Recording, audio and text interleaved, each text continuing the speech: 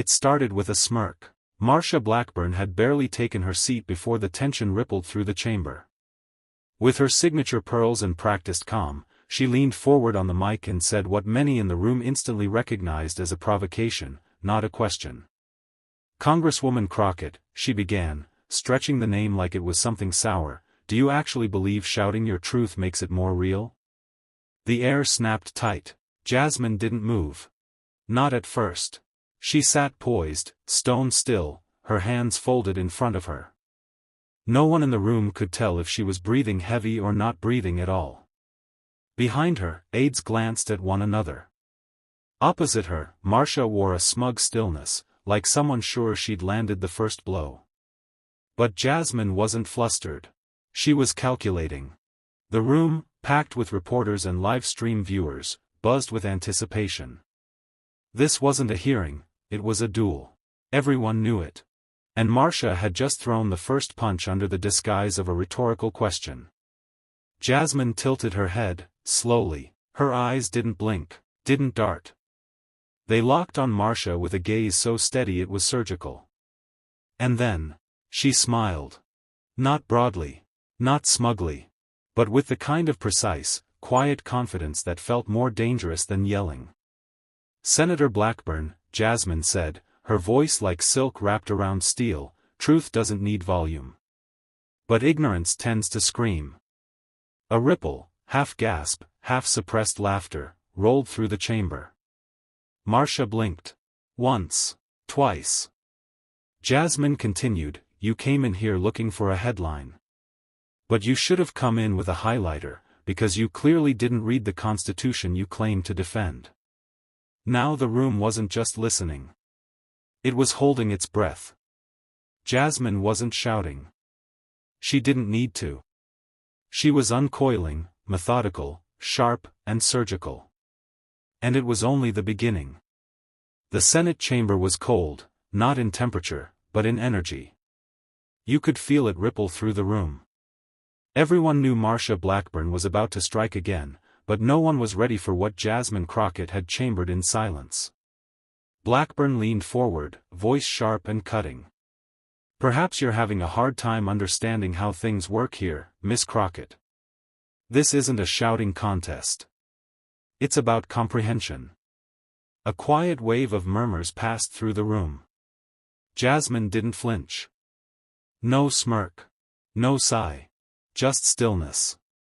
And then, with a deliberate grace, she picked up the mic. "Senator Blackburn," she began, her tone precise like a scalpel, "what I understand is this: every time you try to silence me, it reveals not my ignorance, but your fear. I'm not just speaking for myself. I'm carrying the voices you've long ignored." The silence in the chamber deepened. Blackburn shifted, ready to interject, but Jasmine raised a finger.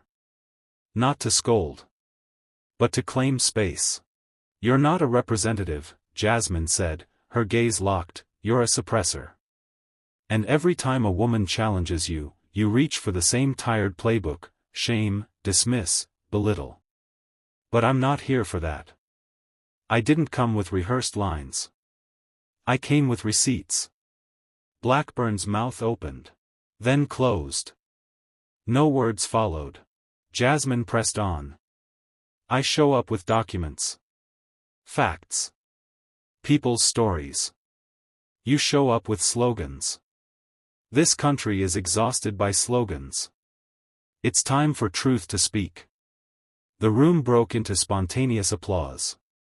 Staffers, aides, even a few senators. No one dared stop it. Because Jasmine hadn't just clapped back, she had rewritten the rhythm. Their eyes met once more. This time, Marsha looked away. Jasmine didn't need volume. She had presence. And presence doesn't blink. Reporters swarmed outside the chamber like bees stirred from a hive. The whispers inside had ignited a wildfire beyond its walls. Twitter was aflame.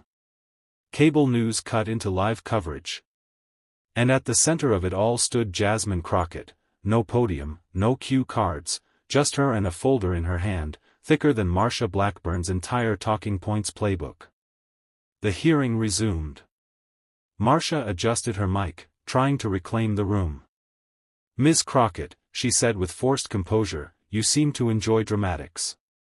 But the American people don't need theater. They need order. Facts." Jasmine's eyes didn't even twitch. She stood. "Facts," she said, flipping the folder open. "Let's talk about facts then. Let's talk about the vote you took that gutted protections for reproductive care. Let's talk about the bill you supported that allowed corporations to dump toxins into low-income communities. Let's talk about the grant money that went missing under your watch, twice." Blackburn leaned back, lips pursed. Cameras clicked like gunfire. Jasmine moved toward the dais slowly, placing one paper after another on the table. "I'm not here to make speeches. I'm here to expose patterns. This," she tapped the documents, "isn't a script. It's a timeline of negligence. And you've starred in it more than once." Marsha opened her mouth, but Jasmine spoke over her, soft, firm, surgical. "You came at me with an insult. I came back with evidence." A hush fell. No one dared interrupt. "This isn't about personal feelings.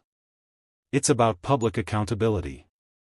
You don't get to hide behind decorum when the damage is documented."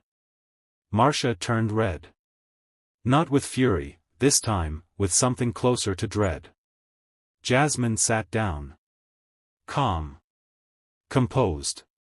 Not because she was finished, because she had only just begun. The silence after Jasmine's takedown wasn't just quiet, it was surgical. Marsha Blackburn fumbled with her notes, pretending to read something, anything, but her hands gave her away. They trembled just enough to betray the weight of what had just landed. And it wasn't just her. The entire panel looked like it had been caught in the path of a slow-moving train they never saw coming. But Jasmine? Jasmine leaned back in her chair, the folder closed now, her hands calm and folded. Not triumphant, just certain. As if she had walked in knowing exactly how this would go. That's when Senator Hawley shifted in his seat, clearly uncomfortable. Senator Kennedy cleared his throat. The power dynamic had shifted, and they all knew it.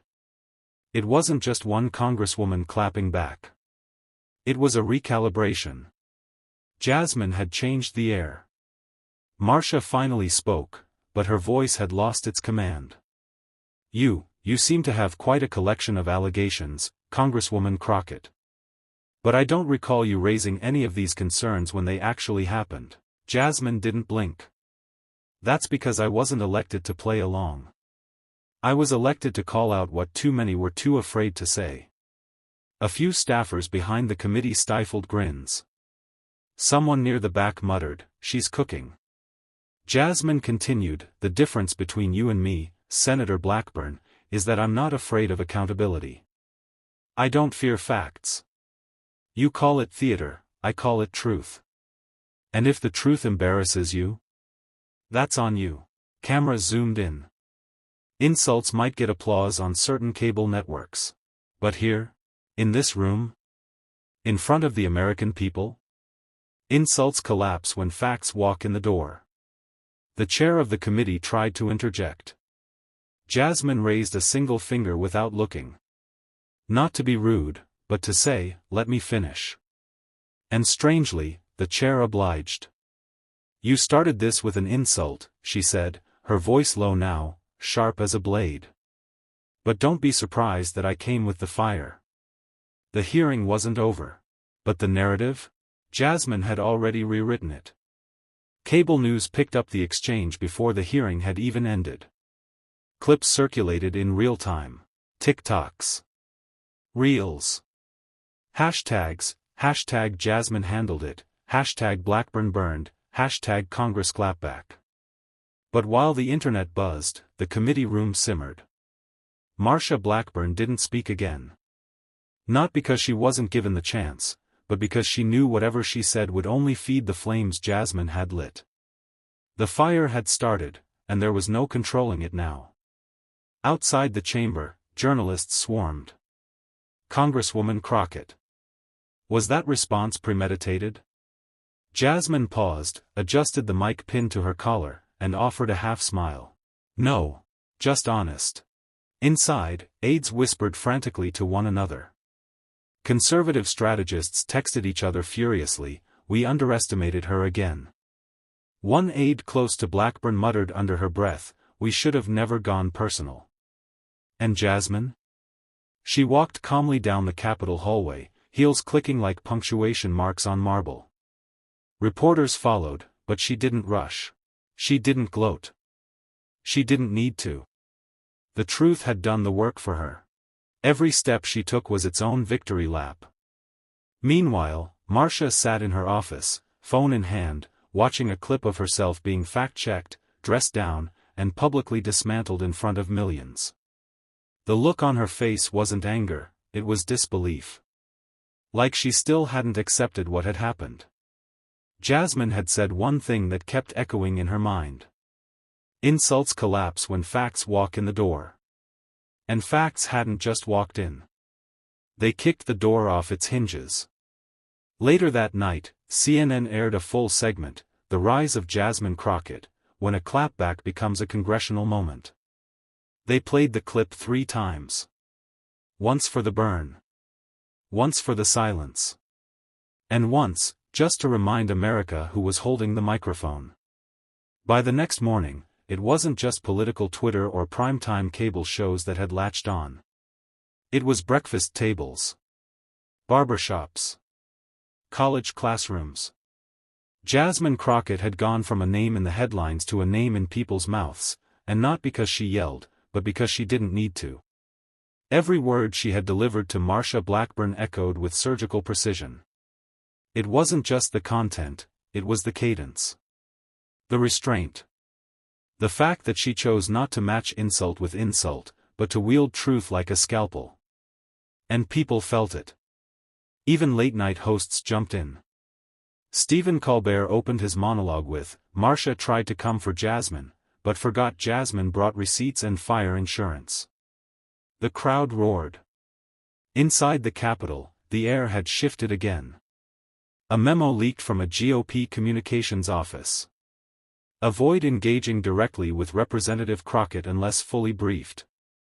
She's not afraid to go live, and she doesn't miss. In her office, Jasmine stood by the window, coffee in hand, watching as a journalist prepared for an outside segment. Her phone buzzed. It hadn't stopped buzzing. Messages from colleagues, activists, even celebrities she'd never met. All saying the same thing, "You said what needed to be said." Across the hall, Representative Gomez stepped in with a grin. "You do know you broke the internet, right?" Jasmine smirked. "Good. Maybe now they'll stop acting like the truth is optional." But Marsha?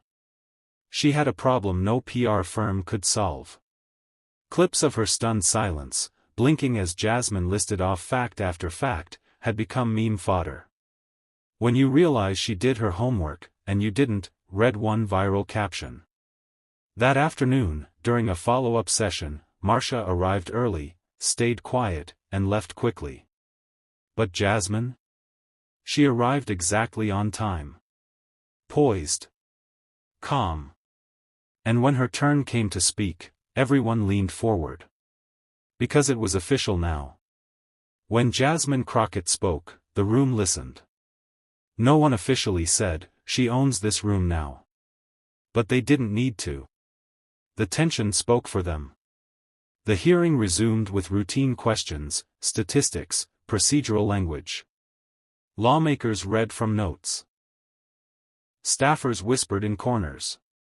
But as the clock ticked toward Jasmine's turn, a strange quiet started settling. One by one, eyes drifted toward her seat, like people were waiting for a spark. And when her mic clicked on. Boom. No fireworks. No yelling. Just tone, precision, and presence. Before we pretend everything said here is about policy, let's be clear, there's a pattern. A pattern of projection, of provocation, and of erasure. And I'm not here to be erased. You could have heard a pin drop. Even across the dais, Marsha Blackburn shifted uncomfortably, as if expecting another blow, and Jasmine didn't disappoint. She didn't even look her way. That was the real hit. Marsha had become a non-factor. A burned-out match Jasmine had no time to relight. Some of my colleagues here confuse audacity with authority.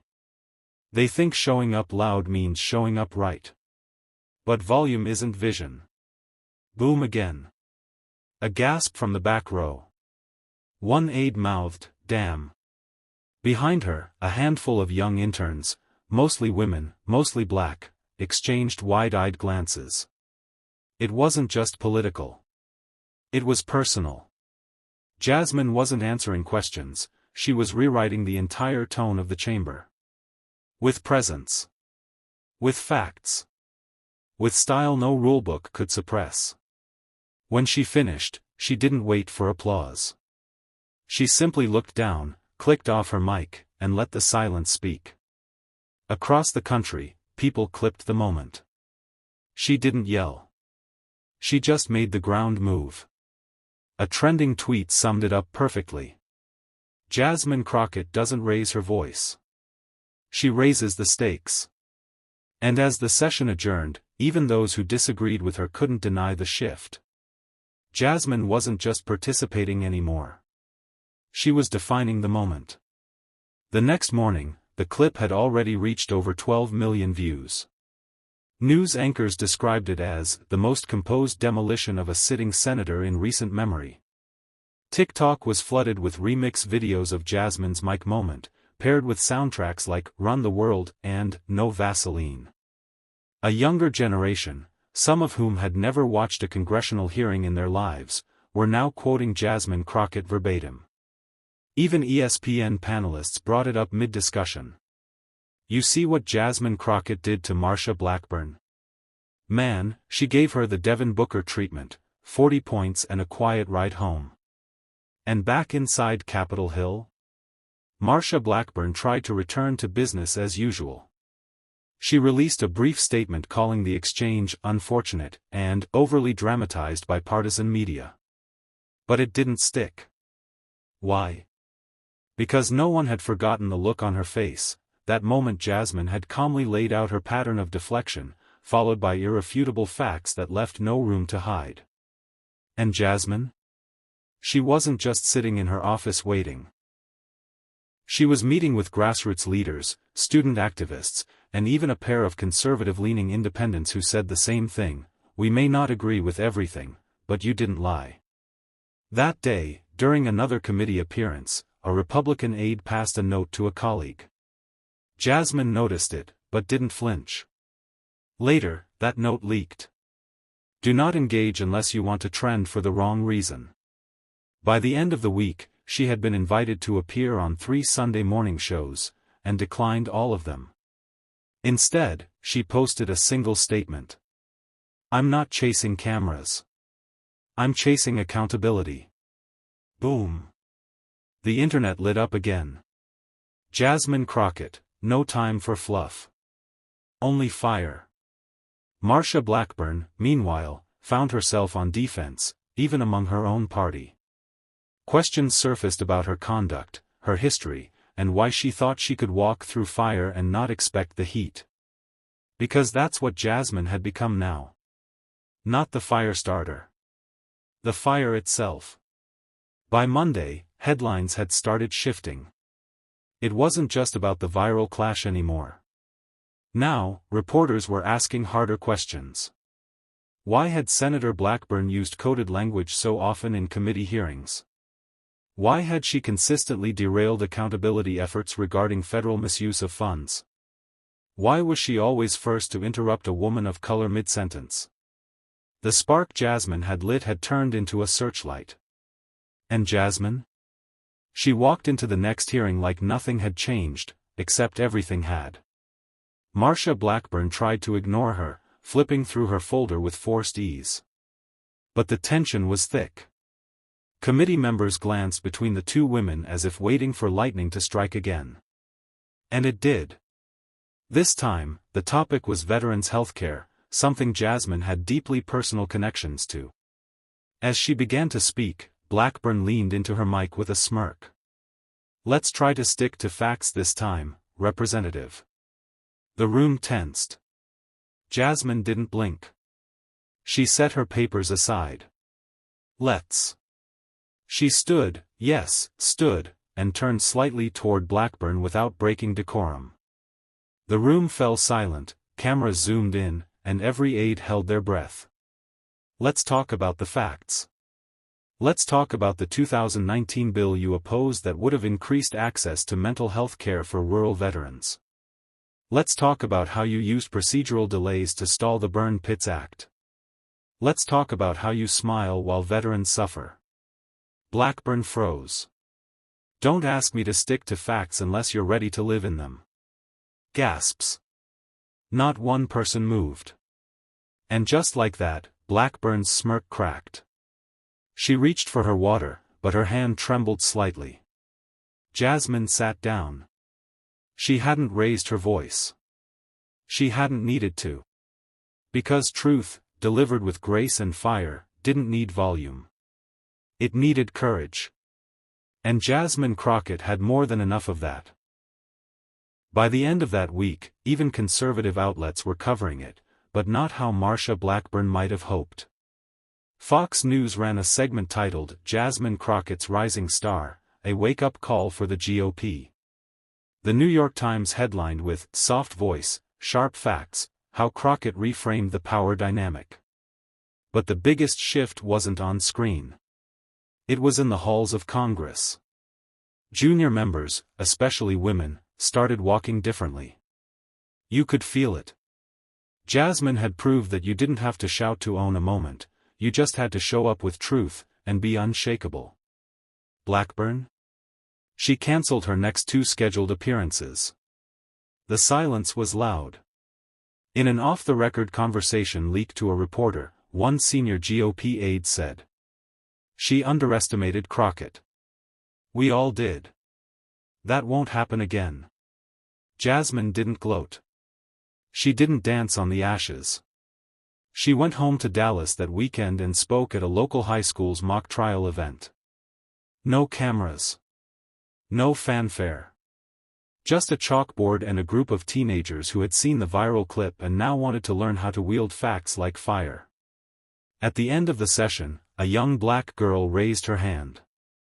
"How did you stay calm when she tried to embarrass you?" Jasmine smiled. "Because I knew the difference between noise and power. She made noise. I brought power." That quote would end up on t-shirts, Instagram reels, and even the back wall of her campaign office 6 months later. Jasmine hadn't just won an argument. She'd changed the temperature. She'd taken a space designed to silence her, and made it echo with truth. And as the next session of Congress approached, a message had already spread through Capitol Hill. If you plan to come for Jasmine Crockett, you better come correct. Because now? She wasn't just respected. She was feared. And the fire she sparked? Still burning. And just like that, Jasmine Crockett didn't just silence a room, she redefined what power sounds like. In an era where cheap shots dominate headlines and theatrics often outshine truth, she reminded us all that composure isn't weakness. It's precision. It's strength. It's knowing exactly when to speak, and making sure the world listens when you do. Marsha Blackburn may have thought she could humiliate Jasmine.